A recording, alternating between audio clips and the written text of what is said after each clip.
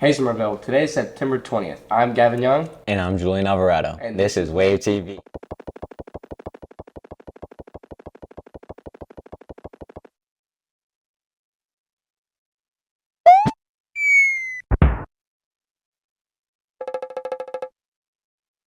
Wave TV! This week, another attempt was made to assassinate the former President Donald Trump. Marcus Jacobs gives us the details. On September 15th in West Palm Beach, Florida, former President Donald Trump had been playing golf with his friends when they heard loud shots in the distance. Nearly 2 months prior, at a campaign rally in Pennsylvania, Trump had taken a blow to the ear, causing multiple supporters to wear bandages on their right ears. While this rally was made known to the public, Trump's golf game was, quote, off the record. According to the acting head of the Secret Service, Ronald Rowe Jr., no search was conducted on the perimeter of the course, as Trump's round wasn't scheduled on his official calendar. So how did Ryan Ruth, a 58-year-old man armed with an SKS rifle, 2 backpacks, and a GoPro camera, set up shop almost 500 yards away from Trump's position when no official plans were made for Trump's game? Ryan Ruth had many charges in the past, including felony firearm possession, possession of a stolen vehicle, and the possession of a weapon of mass destruction back in December 2002. When Trump accounts the apparent assassination attempt, he accounts of an agent seeing a gun barrel and, quote, started shooting in the bushes and ran towards the target. Quickly after being spotted, he abandoned his equipment and fled in a black Nissan. But as Trump notes, the woman in the area had driven her vehicle after Ruth and snapped pictures of the license plate, giving the authorities the upper hand in catching Ruth. Nearly 40 minutes after Ruth fled the scene, officers in Martin County arrested Ryan Ruth on I-95. If not for a civilian woman, the shooter might have gotten away. How Ryan found out about Trump's location is still unknown, but this incident was certainly planned, as he has been waiting at the course for nearly 12 hours.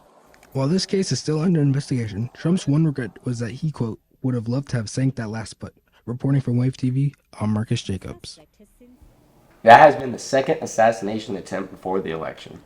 Speaking of the election, Ray Swan gives us an inside look at a program that aims to ease the political tension. Politics, economics, and crime have been taking the media by storm, with news stories coming out almost daily. And now, with the 2024 election coming up in November, this has led to various communal disagreements regarding the status of our country. But a communications professor at the College of Charleston, Dr. Michael Lee, aims to change that with a program called Civility Initiative.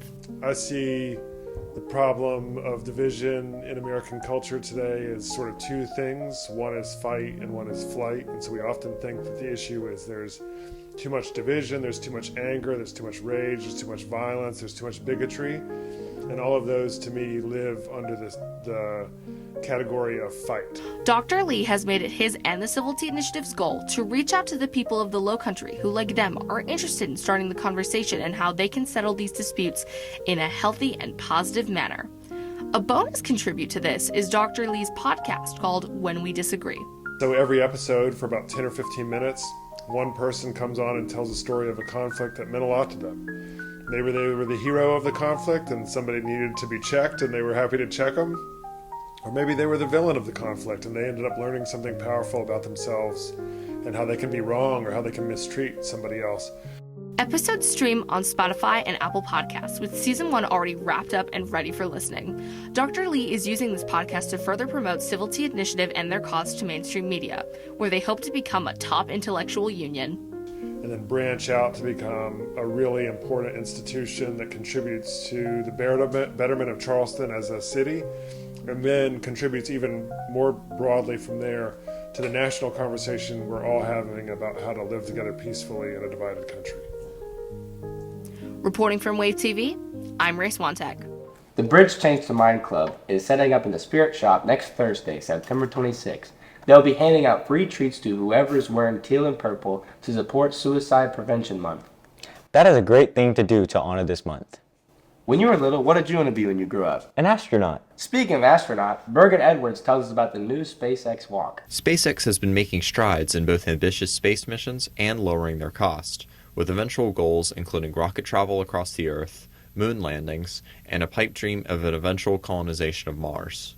The next step on their checklist included the recent Polaris Dawn spaceflight, which was a test of various systems with assistant funding provided by billionaire Jared Isaacman, founder of both Draken International and Shift4 Payments. On the flight, he served as mission commander, or retired Air Force Lieutenant Colonel Scott Petit served as pilot, alongside SpaceX employees Sarah Gillis and Anna Manone as mission specialists. The crew took flight on September 10th from Kennedy Space Center inside the Dragon capsule, which was strapped to the Falcon 9 reusable rocket. Over their 5-day trip, they ascended to around 870 miles above the Earth's surface, while performing various experiments to test the effects of space travel and radiation on the human body. The headlining moment came on Friday the 13th, where the crew attempted a spacewalk outside the capsule, the most dangerous aspect of space travel. The capsule was completely decompressed, while Isaacman and Gillis both took 7-minute spacewalks each, testing their new EVA suit's mobility and features. The crew returned safely in the early hours of September 15th off the coast of Florida.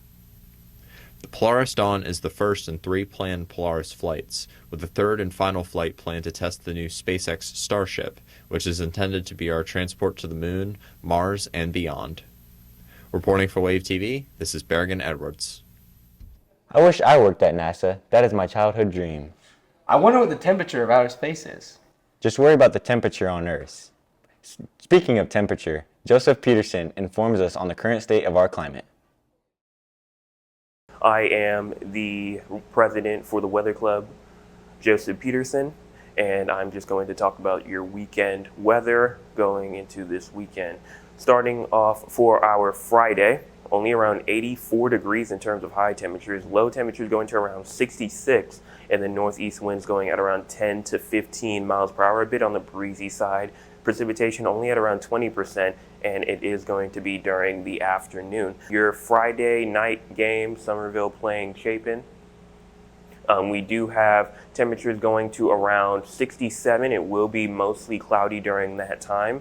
As you move to Saturday, September the 21st, high temperatures will actually be at around 83 degrees, and then low temperatures will be at around 66.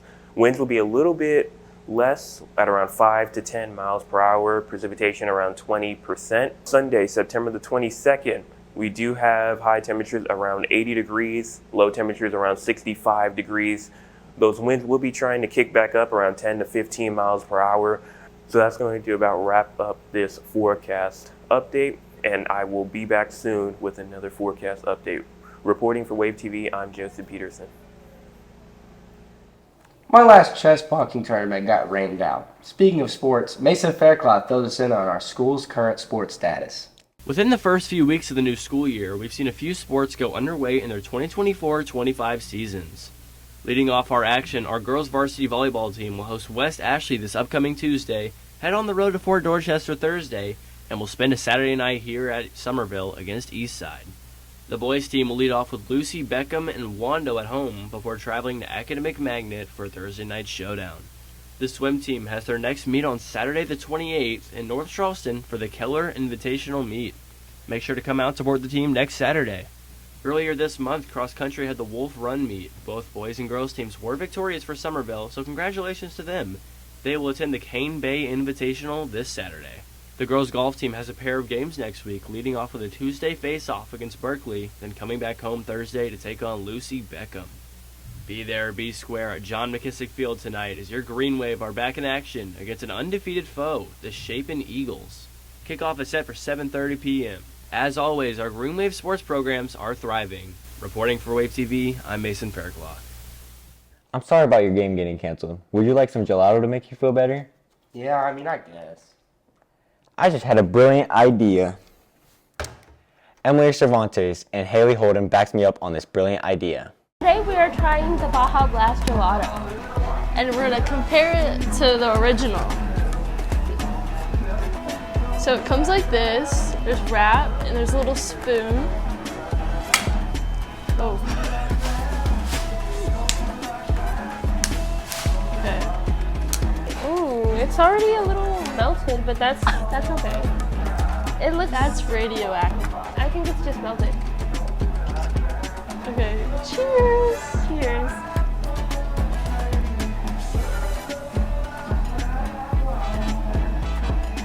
I'm disappointed. I don't like it. I don't like it either. How many stars do you give it out of 5? 3. I give it 2 stars.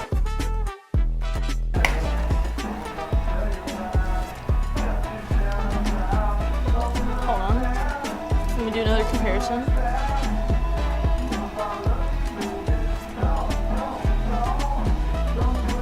This tastes more carbonated than this.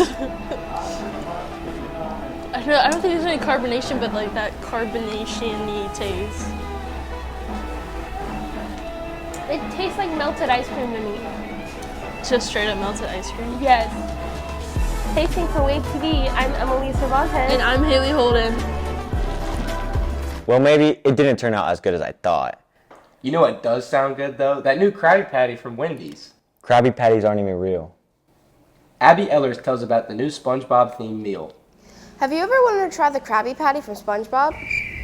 Well, now you can. Even though nobody asked for it, SpongeBob and Wendy's are collaborating to make the Krabby Patty meal. This is what we know about the meal so far. It comes with a pre-existing burger, the Dave Single, a pineapple under the sea Frosty, and fries. Make sure you sink your teeth into this delicious meal on October 8th when it releases. Reporting from Wave TV, I'm Abby Ellers. Well, that's all, folks. Reporting for ATV, I'm Gavin Young. And I'm Julian Alvarado.